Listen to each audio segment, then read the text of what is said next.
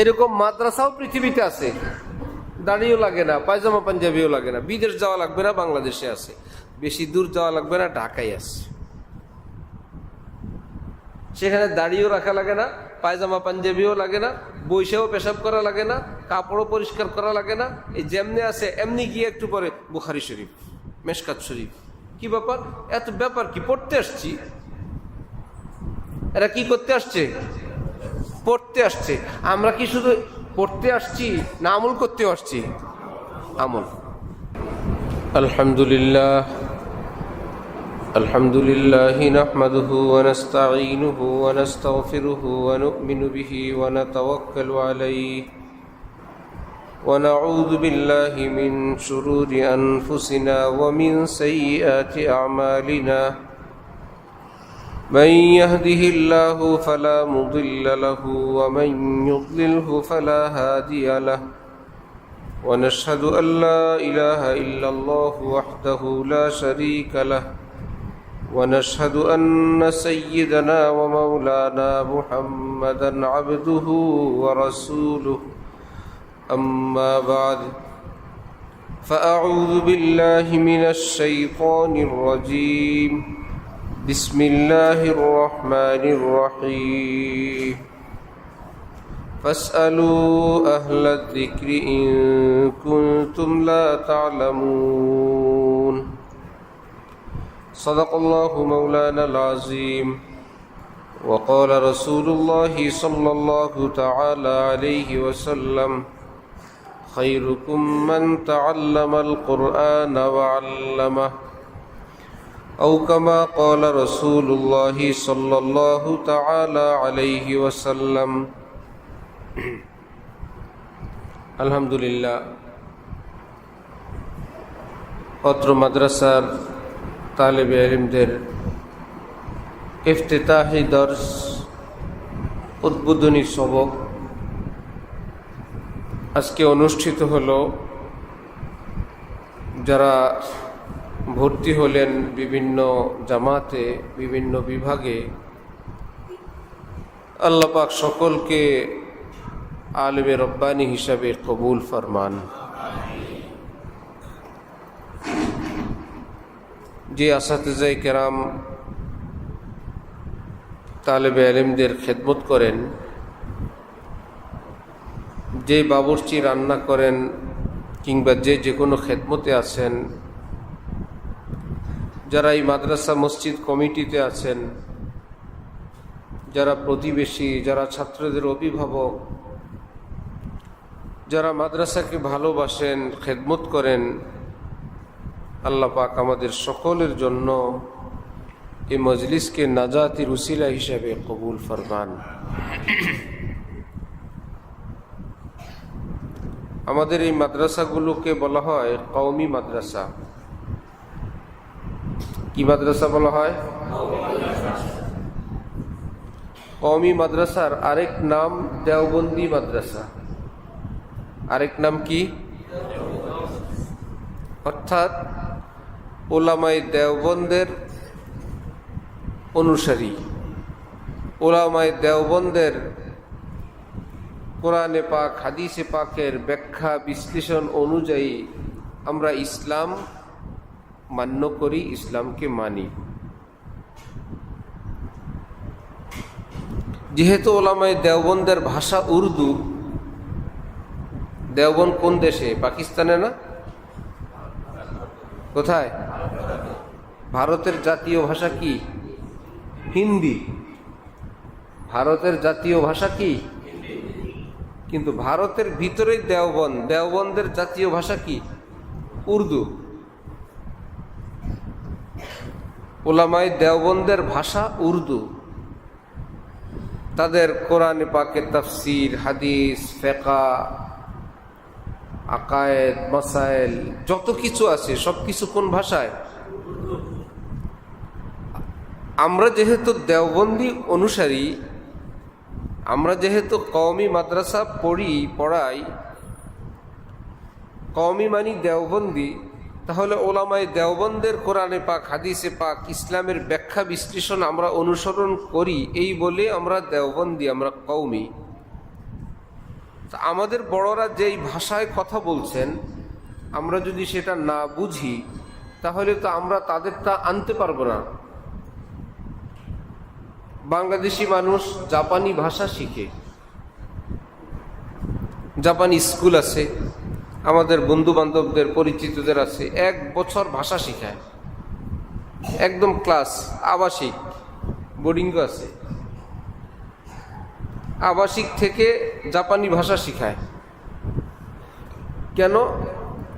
Japan যেতে চায়, গেলে সেই দেশে জাপানি ভাষা 2 পয়সা উপার্জন করতে হলে তাকে জাপানি ভাষা শিখতে হবে, জাপানি দূতাবাসে তাকে দাঁড়াইতে হবে, তারা ভাষার পরীক্ষা নিবে, কেউ নড়াচড়া করবে না, সব তালেব ইলম আমার দিক তাকায় থাকো সবাই।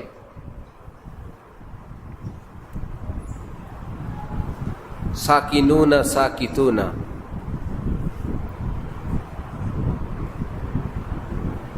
জাপান যাবে, জাপান থেকে কিছু আনবে, এই জন্য কি ভাষা শিখে? একই বাংলাদেশে আবার বড় করে লেখা কোরিয়ান ভাষা শিখুন। আমরা ছোটকাল থেকেই দেখতেছি। কেন? সে কোরিয়া যাবে, কোরিয়া থেকে কিছু আনবে। ঠিক যারা আরবে যায়, আরবি ভাষা, যেখান থেকে কিছু নিতে চায় সেখানের ভাষা শিখে, না হলে নিতে পারবে না। আমরা নিতে চাই ওলামায়ে দেওবন্দের ভান্ডার থেকে। ওলামায়ে দেওবন্দের ভান্ডারে লেখা আছে কোন ভাষায়? এই জন্য অল্প কিছুদিন উর্দু শিখায়, বেশি দিন না। তারপরে আমাদের মূল লক্ষ্য যে আরবি, আমরা আরবির দিক চলে যাব। আরবির পরে পুরো পৃথিবীতে ইসলামের সবচেয়ে বড় খাজানা বর্তমানে উর্দুতে। এমন কোনো ইসলামের দিক নাই যার উপরে উর্দুতে কোনো কিতাব নাই। বাংলা ভাষায় কি ইসলামের সব বিষয়ে কিতাব আছে? নেই। অনেক বিষয় আছে, কিন্তু বহু বিষয় এখনো হাত দেওয়াই হয় নাই, উর্দু ভাষায় হয়েছে। এমনকি ফতোয়া স্বামীর তর্জমা পর্যন্ত উর্দু হয়ে গেছে, বাংলা হয়েছে? হয় নাই।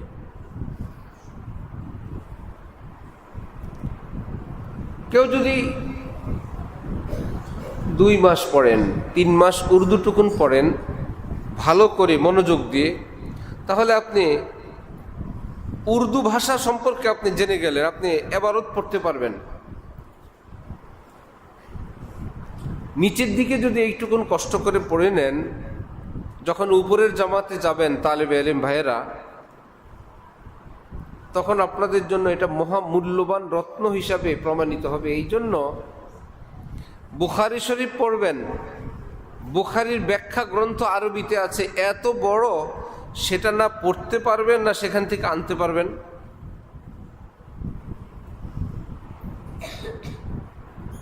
আমরা আমাদের দেশে মালটা খাই, খাই না? হলুদ মালটা, যেটা আপনাদের এলাকায় আছে কি না? কোনো মালটা আসে সাউথ আফ্রিকা থেকে, কোনোটা মিশর থেকে, কোনোটা চায়না থেকে, আর অন্যান্য দেশ আছে। আমরা কি সেখান থেকে আনি? এই দায়িত্ব যদি আমাদের উপর আসতো, এটা সাউথ আফ্রিকায় হয়, আপনি সেখান থেকে এনে খান, মালটা কপালে জুটত না। হাজার হাজার কোটি টাকা দিয়ে ইনভেস্ট করে, ইম্পোর্ট করে, সেখান থেকে আবার বড় বড় ব্যবসায়ীরা তাদের থেকে নেয় ট্রাকে ট্রাকে। সেই ট্রাকওয়ালাদের থেকে নিয়ে নিয়ে পিকআপওয়ালারা অল্প খাঁচা করে নিয়ে আসে। এবার আমরা যদি চাই 1 পিস মালটা কিনবো, দিবে দোকানদার, ওজন করে দিবে, আধা কেজি দেয়, 1 কেজি তো অ্যাভেলেবেল। আমরা যে সাউথ আফ্রিকার মালটাটা খেতে পারলাম, এটা কি আমরা নিজে নিয়ে আসছি না বড়রা নিয়ে আসছেন? আমাদের মতন গরিব মানুষরা আফ্রিকা থেকে নিয়ে আসছি না ধনীরা আনছে? যাদের তৌফিক আছে ইম্পোর্ট করে, সেখান থেকে আমরা আমাদের প্রয়োজন যতটুকুন অতটুকুন নিয়ে নিলাম। একই কাজ যদি আমরা বলি, তারা মানুষ আমরাও মানুষ, বলতে পারবেন ভাগ্যে থাকলে খাবেন, না হলে সারা জীবন এভাবেই থাকবেন। কিন্তু তারা নিয়ে আসছে না, আর আমরা খেলাম। আমরা এলাচি খাই, তরকারিতে এলাচি খাই না, দারুচিনি, লবঙ্গ, এগুলো কি আমাদের দেশে হয় না বিদেশে হয়? বিদেশে হয়। কিন্তু এই যে ঘরে ঘরেই মশলা আমরা নিয়ে আসি না বড় বড় ব্যবসায়ীরা আনেন? কোটি কোটি টাকা, শত কোটি টাকা দিয়ে মশলা নিয়ে আসেন, এনে তারা পাটে পাটে পাটে পাটে পাটে একদম আমাদের বাড়ির কাছে দোকান পর্যন্ত আসছে, আমরা আমাদের প্রয়োজন মতো অল্প করে নিতে পারি। ঠিক ওলামায়ে দেওবন্দ কোরআনে পাক হাদিসে পাকের ভান্ডার থেকে কোরআন হাদিসের মণি মুক্তাগুলো সেখান থেকে ইম্পোর্ট করে উর্দু ভাষায়, ফার্সি ভাষায় নিয়ে আসছেন। সেখান থেকে ওলামায়ে কেরাম আমাদের কাছে নিয়ে আসছেন। আমরা যদি চাই তাহলে এ অল্প একটু এলেমও আমরা কাছের থেকে নিতে পারবো। কেউ যদি আমাদেরকে বলে যারা ইম্পোর্ট করলেন তারাও মানুষ, আপনিও মানুষ, আপনি ইম্পোর্ট করেন, আপনি সরাসরি কোরআন থেকে নেন, সরাসরি আফ্রিকার থেকে মালটা নেন, তাহলে কি সবার জন্য সম্ভব? ঠিক সরাসরি কোরআন হাদিস থেকে এলেম অর্জন করা সবার জন্য সম্ভব না।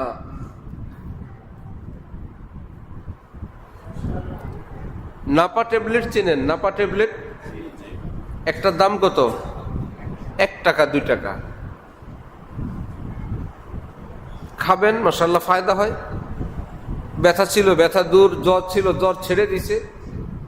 আপনি যদি বলেন এই নাপা ট্যাবলেট কোম্পানি বানাবে, আমি খাবো, আমি এরকম করব না। কোম্পানি কি কি দিয়ে বানায় আমি সেগুলো খোঁজ নিয়ে আমি বানাবো।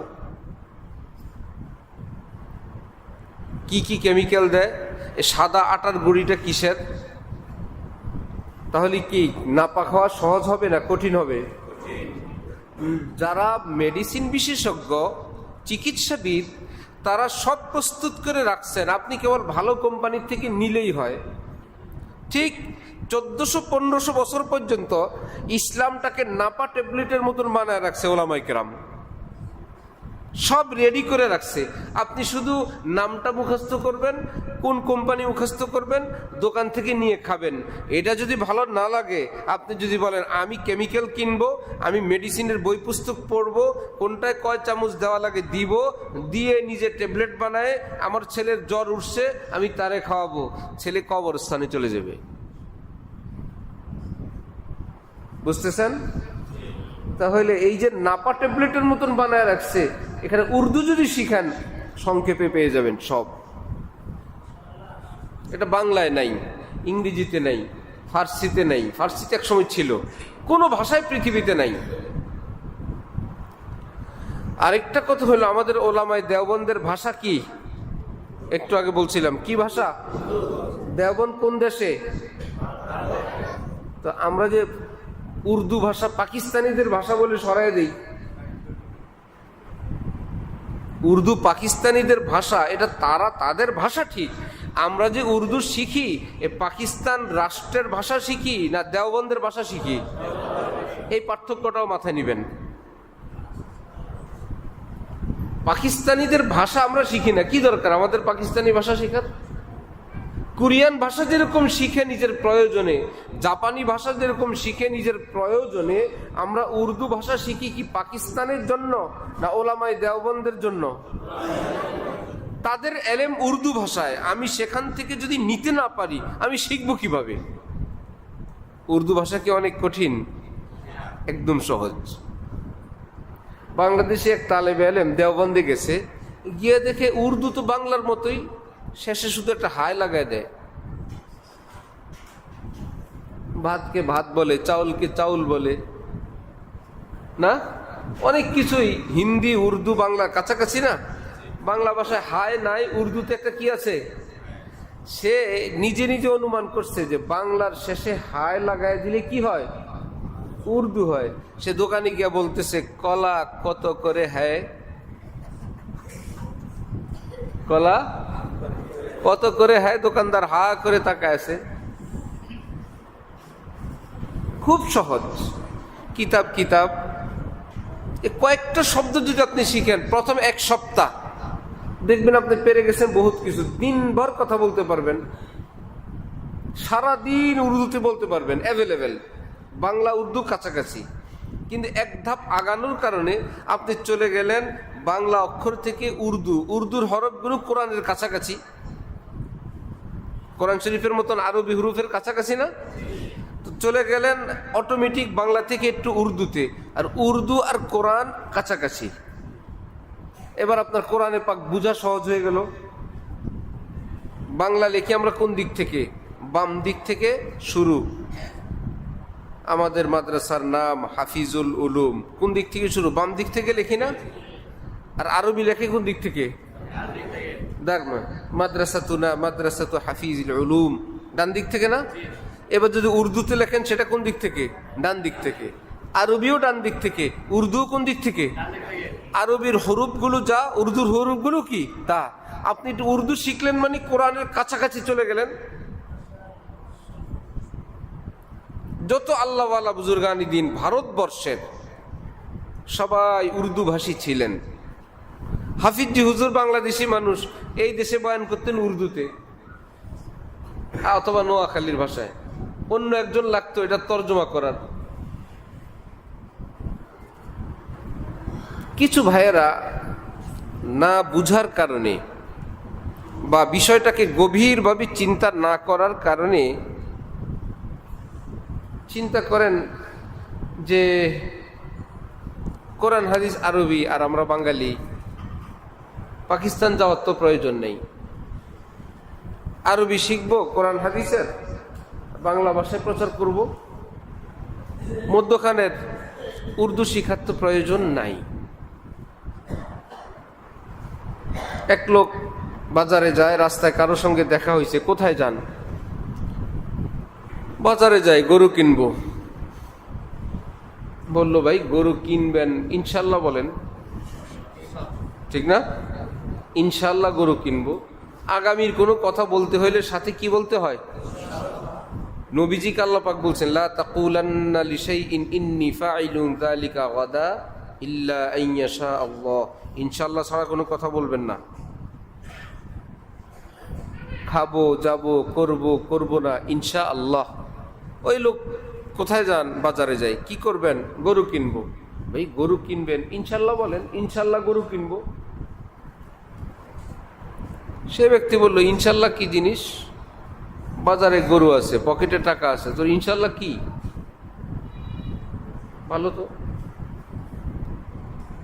চলে গেছে বাজারে, অনেকক্ষণ দেখে শুনে গরু নির্ধারণ করে দাম দস্তুর ঠিক করে গরুর রশি হাতি নিয়ে পকেটে হাত দিয়ে দেখে টাকা নাই, টাকা চুরি নিয়ে গেছে। এখন কি বলে? ইনশাআল্লাহ টাকা চুরি নিয়ে গেছে। অতীতের বিষয় ইনশাআল্লাহ বলে কেউ না ইন্না লিল্লাহ? এখন বেজাগা ইনশাআল্লাহ বলা শুরু করছে। ইনশাআল্লাহ টাকা চুরি নিয়ে গেছে। ইনশাআল্লাহ আজকে গরু কিনা হবে না, ইনশাআল্লাহ পরে। একবার ইনশাআল্লাহ বলে না, এখন শুধু ইনশাআল্লাহ বলে। বাজারে গরু আছে, পকেটে টাকা আছে, ইনশাআল্লাহ কিসের? এই ব্যক্তি যেরকম একটু পরে গিয়েই ধরা খেয়েছে, অল্প পরেই। ঠিক কোরআন হাদিস আরবি, আমরা বাঙালি, উর্দু কিসের? খুব ভালো তো। সৌদি আরবের আরবি কোরআন হাদিসের, আমরা বাঙালি, উর্দু কিসের? সুন্দর কথা তো। ইনশাল্লাহ কিসের? যেরকম উর্দু কিসের? এই লোক যেতে যেতে যেতে যেতে মনে করেন পড়তে পড়তে একটু উপরে গেছে, মেশকাত পর্যন্ত, দাওরা পর্যন্ত।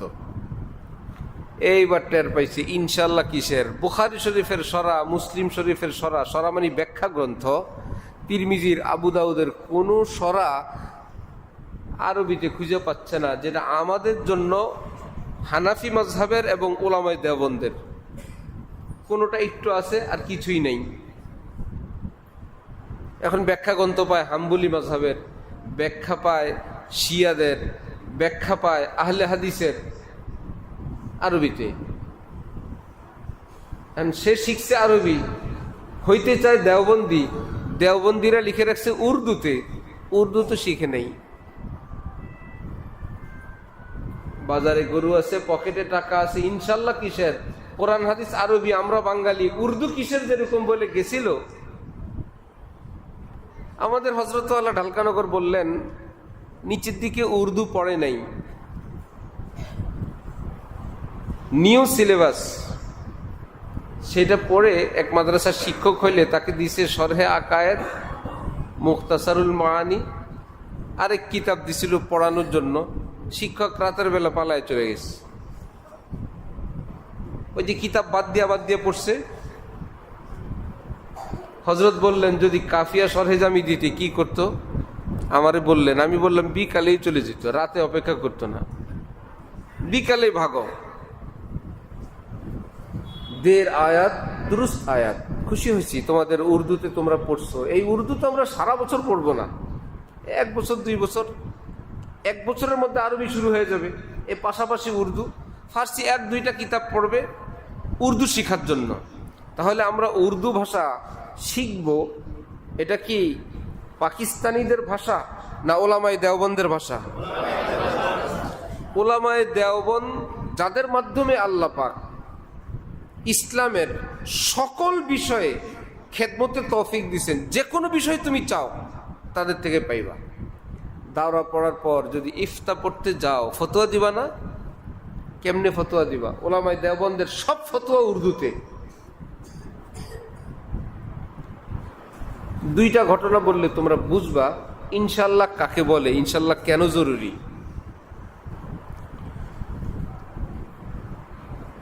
আল্লাহ, যারা আমিন আস্তে বলেন নামাজের মধ্যে অথবা আমিন জোরে বলেন, উভয় সহি। আমরা কি জোরে বলি না আস্তে বলি? কারণ আমরা হানাফি। আমরা কি হানাফি। মদিনা বিশ্ববিদ্যালয়ে একবার আমরা গেলাম আমাদের শায়েখ হযরত ওয়ালার সাথে। গিয়ে দেখি সেখানে কিছু ছেলে পেলে খেলাধুলা করে, হাঁটুর উপরে হাফ প্যান্ট, আর মানুষগুলো কালো, আফ্রিকান কালো কালো মানুষ। খেলে যেহেতু মাথায় টুপিও নাই, গায়ে গেঞ্জি, হাঁটুর উপরে হাফ প্যান্ট, কেমন দেখা যায়? যে নিয়ে গেলেন আমরা তাকে বললাম যে ভাই কোথায় নিয়ে আসছো, কি ব্যাপার? সে আমাদেরকে বলল এরা সবাই তাহাজ্জুদ গুজার, সবাই তাহাজ্জুদ পড়ে। আমরা বললাম ফরজের খবর নাই, তাহাজ্জুদ পড়ে। সতর খোলা, কিসের তাহাজ্জুদ? বলল এরা মালিকি মাযহাবের অনুসারী। কোন মাযহাব? মালিকি মাযহাবের সতর হইল খুব সংক্ষেপ। আমাদের সতর হাঁটুর থেকে শুরু হয়, নাভির থেকে শুরু হয়। মালিকি মাযহাবের হইল একদম শুধু সামনে আর পিছনে খুব সংক্ষিপ্ত এরিয়া ঢাকা রাখলে যথেষ্ট। তাহলে সেই মাযহাব অনুযায়ী তাদের সতর কি খোলা না ঢাকা? সতরের থেকে তো আরো বেশি ঢাকনা দেওয়া আছে। আমরা যে দেখলাম সতর খোলা, তারা তো দেখে কিসের খোলা? আমাদের তো সতরের পরেও আরো অনেক আছে হাফ প্যান্ট। এরা কি ইমাম মালিক রহমতুল্লাহি আলাইহির মাযহাব অনুযায়ী এরা কি ভুলের মধ্যে আছে না সঠিকের মধ্যে আছে? আমরা কি সেরকম? তাহলে আমাদেরকে বলবে কে? আমাদেরকে বলবে ওলামায়ে দেওবন্দ। আমাদের মুরব্বীরা বলবেন, বলছেন উর্দুতে। এই জন্য মাদ্রাসাগুলোর মধ্যে পড়ানো হয়। কারিমা, পান্দেনামা, গলিস্তা হলো মজাদার কিতাব। একটু পড়ো কয়েক মাস, তারপরে দেখবা মজাই মজা। অভিভাবক যারা, তারা অনেক সময় কারো কথায় পড়ে যান। শর্ট কোর্স, যেই মুরগি 6 মাসে বড় হয়, 1 বছরে বড় হয়, সেই মুরগিও মুরগি। 30 দিনে 2 কেজি হয়, সেই মুরগিও মুরগি। দামে বেশ কম আছে না? অনেক বেশ কম। এই জন্য শর্ট কোর্স মানে হলো কিতাব বাদ দিয়ে কোর্স। 1, 2, 3, 4, 5 পর্যন্ত যে পড়ানো হয়, শুধু কি বাংলা, অঙ্ক, ইংরেজি পড়ায়? ইতিহাস পড়ায়, ভূগোল পড়ায়, সমাজবিজ্ঞান পড়ায়, জ্যামিতি পড়ায়, একটু পরে গিয়ে বীজগণিত পড়ায়, এগুলো কি সারা জীবন সবার কাজে লাগে? কিন্তু এখান থেকেই তো ইঞ্জিনিয়ার হবে, এখান থেকে তো সচিব হবে, এখান থেকেই তো বড় বড় কিছু হবে। প্রাথমিকভাবে যদি এটা আঁকা আঁকি না শিখায় ভবিষ্যতে পারবে না। শুরুতে কিছু দেয়া দেয়, এবার কে কি হবে, ওই জ্যামিতির খেলনা আঁকা আঁকি ছিল সেটা গিয়েই তার জন্য হয়ে গেছে বিশাল পুঁজি। সে এখন কি ডিজাইনার, ডিজাইন করে বসে বসে ওই ছোট্ট জ্যামিতি দিয়েই তার কাজে লাগছে। আরেকজনে হয়ে গেছে ইতিহাসবিদ, ওই ছোট্টবেলায় ইতিহাস পড়ছে। আরেকজন হয়ে গেছে সমাজ বিজ্ঞানী, সমাজ পড়ছিল। আরেকজন হয়ে গেছে অনেক বড় অঙ্কে পারদর্শী, অঙ্ক, ওই একটু ইংরেজি পড়াইছে, ইংরেজি। এখান থেকেই সব যাবে। এখন সময় মতন যদি দিয়ে না দেন, বাবা ছেলেকে শুধু শিখাইছে সোজা স্কুলে যাবা, আসবা আর ভাত খাবা, ভবিষ্যৎ জীবনে কি শুধু এই কাজই করবে? জ্ঞানী বাবা যারা, তারা কাজ করাও শিখান, ঘরের কাজও শিখান, সব শিখান, কোন সময় কোনটা লাগে। আর যারা অতি আদর করে ছেলে মেয়েকে, মাদ্রাসায় দেওয়ার পর দেখা গেল ওটা প্লেটে ধরতে পারে না, হাতও ধুইতে পারে না, মশারি টানাইতেও পারে না, খাইতেও পারে না, কর্মজীবনে হাত ধরে আছে, কোনো কাজের না। এক মেয়ের বিয়ে হয়েছে আমাদের খুব কাছের, জামাইয়ের বাড়িতে গেছে, ভাত বসাইছে, স্বামী মসজিদে যাবে, বলল যায়েন না, এখন যায়েন না, ভাত হয়ে গেছে, এটাকে উঠাইতে হবে, ভাতের মার গালতে হবে, আমি জানি না। বিয়ে হয়েছে, স্বামীর বাড়িতে গিয়ে বলে ভাতের মার কিভাবে গালে, এ ভাতটাকে মার থেকে আলাদা করবে কেমনে? স্বামীকে বলে আপনি মসজিদে গেলে সব শেষ। সে বেচারা থাকছে। ঘটনাক্রমে একদিন তো চলে গেছে, সে নাই, এদিক দিয়ে ভাত তো হয়ে গেছে। একবার চুলা বন্ধ করে, চুলা বন্ধ করার পর ওদিক যদি গলে যায়, নিজে নিজেই বুদ্ধি করছে এতে তো হবে না, শেষে একটা ছাকনি টাকনি কিছু একটার মধ্যে ভাত ঢেলে দিছে। এই জন্য যারা বুদ্ধিমান মা, তারা একটা মেয়েকে সব শিখায়, যে ভবিষ্যতে মাছ কুটাও যেন জানে, ভাত রান্না করাও যেন জানে, তরকারি কুটাও যেন জানে, চুল বাঁধাও জানে, চুলে রুকুন খোলাও যেন জানে, শাড়ি ভাঁজ করাও জানে, জীবনে কাজে লাগবে। শর্ট কোর্স, শুধু তুমি পড়ো, কিচ্ছু করা লাগবে না, এগুলো শেষে গিয়ে অকেজো হয়ে যায় স্বামীর বাড়িতে, জামাইয়ের বাড়িতে। এই জন্য তোমাদেরকে মজবুত ভাবে একটু কষ্ট করে পড়ো, দেখবে জীবনে যেখানেই দিবে সেখানেই ফিট। ওয়াজ করতে দিবে, পড়াইতে দিবে, খতিব হইতে দিবে, লিখতে দিবে, অনুবাদ করতে দিবে, ব্যাখ্যা বিশ্লেষণ করতে দিবে, সবে পারবা ইনশাল্লাহ। আল্লাহ পাক তৌফিক দান করেন।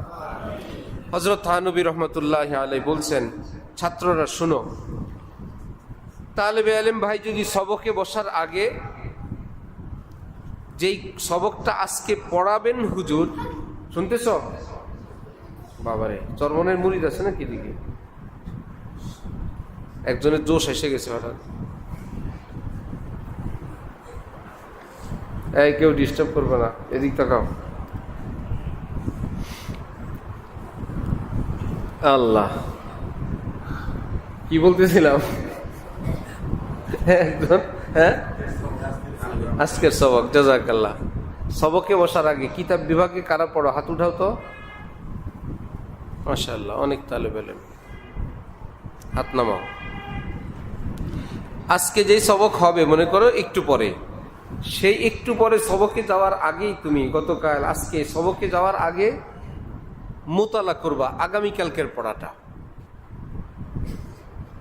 বলবা আগামীকালের পড়া তো এখনো পড়ি নাই, ওস্তাদ পড়ান নাই, আমি তো পারি না। তুমি খোলো, দেখবা এক শব্দ পারো, এক শব্দ পারো না, একটু বুঝো, একটু বুঝো না, একটার উচ্চারণ পারো, আরেকটার উচ্চারণ পারো না। হযরত থানবী বলেন, তুমি এইটুকুনি ঠিক করো, আমি এটা পারি, এটা পারি না, এটা বুঝি, এটা বুঝি না, এইটুকুন হয়েছে তো মোতালা হয়ে গেছে। সবকে বসার আগে মোতালা এভাবে করে সবকে বসো। তাহলে সবকে বসার পর তোমার ডিউটি হবে দুইটা। কি? আমি যেটা পারি দেখি তো ওস্তাদজি সেটা সাপোর্ট করেন কিনা, আমি মনে মনে যেটাকে ঠিক করলাম, আমি বুঝলাম, আমার সেই বুঝটা সঠিক কিনা। যখন দেখবা মাশাআল্লাহ আমি যেটাকে বললাম আল্লাহ এক হ্যাঁ, আল্লাহ এক, দেখি ওস্তাদজিও এটাই অনুবাদ করতেছেন আল্লাহ এক, আমি তো উর্দু পারি, বন্দিগি কে লায়েক ওহি হ্যাঁ, এইবার তো পারি না বাবা। লায়েক মানে উপযুক্ত, আর তো বুঝি না কিছু। একটু পরে ওস্তাদজি যখন দর্শে পড়াবেন তখন দুইটা কাজ হবে। এক নম্বরে হবে আমি যেটা বুঝলাম সেটা সঠিক কিনা মিলায় নেওয়া। যখন দেখবে মিলে গেছে খুশি, মিলে নাই তো জেনে নিবা আচ্ছা আমারটা ভুল ছিল।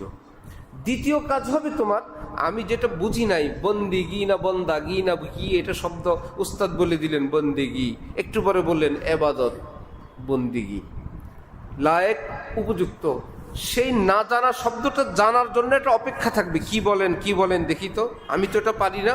ওস্তাদজির প্রতি একটা মনোযোগ থাকবে। তো এই মনোযোগের কারণে তোমার সবকটা ভালো করে ধরা হয়ে যাবে, না ঘুম আসবে না মনোযোগ আরেক দিকে যাবে। বন্দিগি কে লায়েক ওহি হ্যায়, বন্দিগির উপযুক্ত এবাদতের উপযুক্ত কেবলমাত্র তিনিই। তাহলে সবকে বসার আগে মোতালা মনে থাকবে ইনশাল্লাহ। মোতালা মানে কি সবক বুঝে যাওয়া পুরাটা না। হযরতের ভাষা হইল বুঝা না বুঝার মধ্যে পার্থক্য করা, এটা বুঝি এটা বুঝি না, এইটুকুন হইলেও চলবে যে পুরো দুইটা শব্দ পারি আর কিচ্ছু পারি না, ওকে। দ্বিতীয় কাজ ভালোভাবে সবক ধরা, ওস্তাদজি থেকে বুঝে নেওয়া মনোযোগ সহকারে, না বুঝলে আদবের সাথে জিজ্ঞাসা করা। পারবো ইনশাল্লাহ। তৃতীয় কাজ তাকরার করা, এটা তোমরা বুঝবা তাকরার করা হয়, ঠিক আছে। যেই পড়াটা ওস্তাদ পড়াইলেন সেটাকে আবার নিজেরা গ্রুপে গ্রুপে আবার যে আজকে ওস্তাদ যে এটা রিভিশন দেওয়া, পর্যালোচনা করা।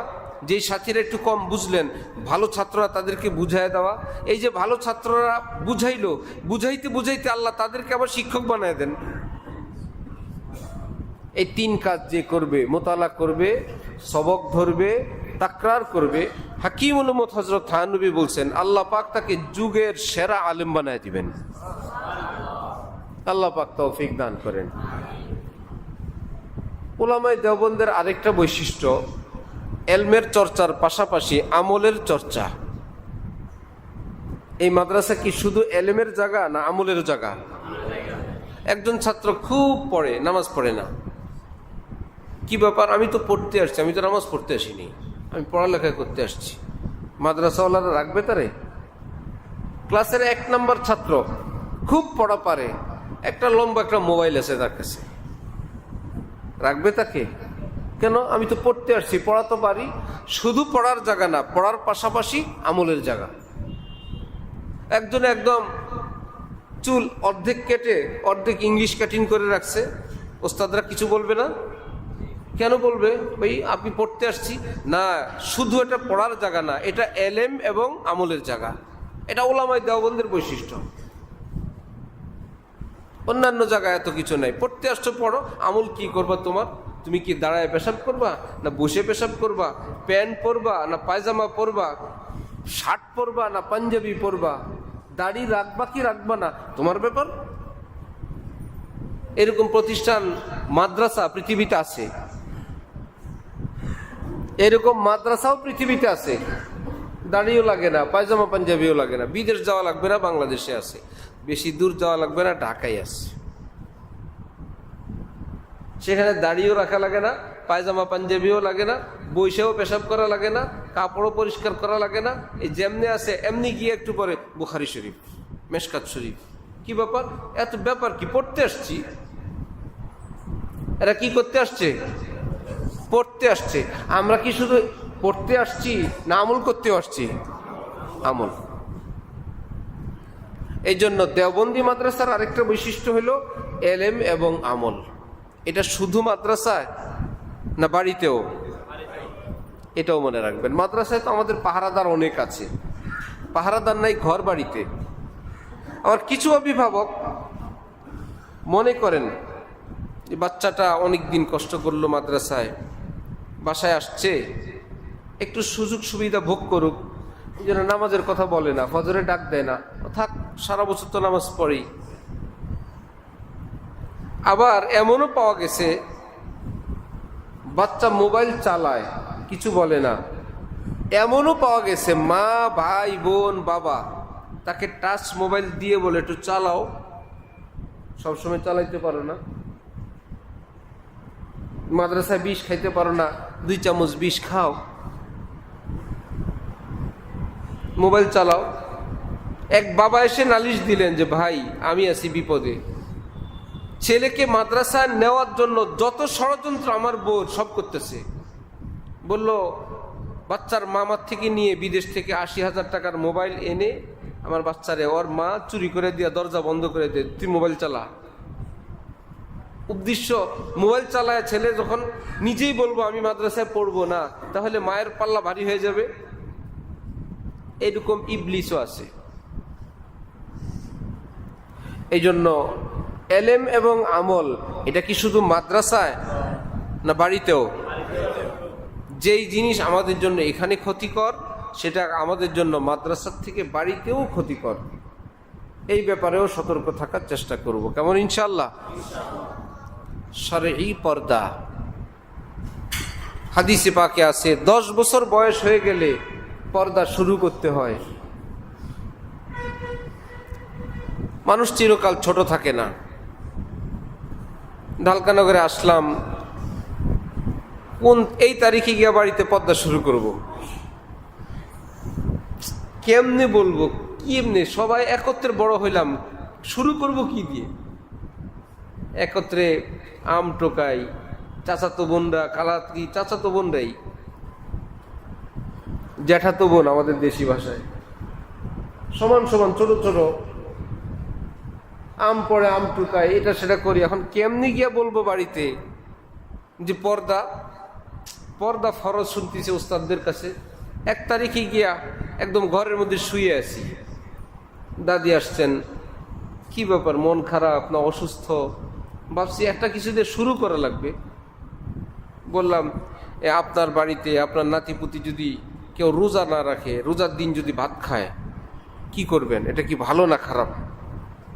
না খারাপ। কেন খারাপ? রোজা ফরজ। কেউ যদি নামাজ না পড়ে, বলে এটাও নিষেধ। কেন? নামাজ ফরজ। বললাম পর্দাও তো ফরজ। অমুক অমুক যেন আমার সামনে না আসে, চাচি আম্মাও যেন না আসে, চাচির সঙ্গে তো পর্দা ফরজ। কিছুক্ষণের মধ্যে শুনলাম এই খবর ভিতরে ভিতরে ছড়ায় গেছে যে এখন থেকে পর্দা করবে। আল্লাহ দয়া করেন, সবাই আড়ালে চলে গেল, আর কেউ আসে না। আল্লাহ দয়া করেন, আমি পর্দা করব, কেউ যেন আমার সামনে না আসে। চাচিরা মায়ের মতন পর্দার আড়াল থেকে বলতে চান যে ছোটবেলায় লালন পালন করছি, ইত্যাদি করছি, যাই বলেন বলেন, কিন্তু তাদের অন্তরে আল্লাহ একটা সম্মান দিয়ে দিছেন, ইজ্জত দিয়ে দিছেন। সেই ছোট বোনরা যারা আমাদের সঙ্গে আমরা একত্রে থাকছি, যারা পর্দা করছে, এখন তাদের বাচ্চা কাচ্চা নাতি পুতি যাই হয়, নাম আমার থেকে, নাম হোক, বিপদে বললে দোয়া হোক, সহযোগিতা হোক। কি ইজ্জত কমে গেছে না বাড়ছে? ইজ্জত বাড়ে, আল্লাহ বাড়ায় দেন। এই জন্য পর্দা করা আমার ভাইয়েরা, অনেক মুসলমান পর্দা করা শুধু তালেবে এলিমদের আর মাদ্রাসার হুজুরদের বিষয় না, এটা মুসলমানদের বিষয়। নিজেদের ঘরের মধ্যে সরে এই পর্দা চালু করেন, আর দেরি করেন না। এই পর্দার খেলাফ করার কারণে অনেক ক্ষতি হয়ে যায়, নামাজ রোজায় আমলে অনেক ত্রুটি হয়। বেপর্দা করা কি মাকরু না হারাম? হারাম, গুনাহে কবিরা। ঘরের ভিতরে যদি গুনাহ কবিরা চলতে থাকে, এই ঘরে তো আল্লাহর রহমত থাকে না।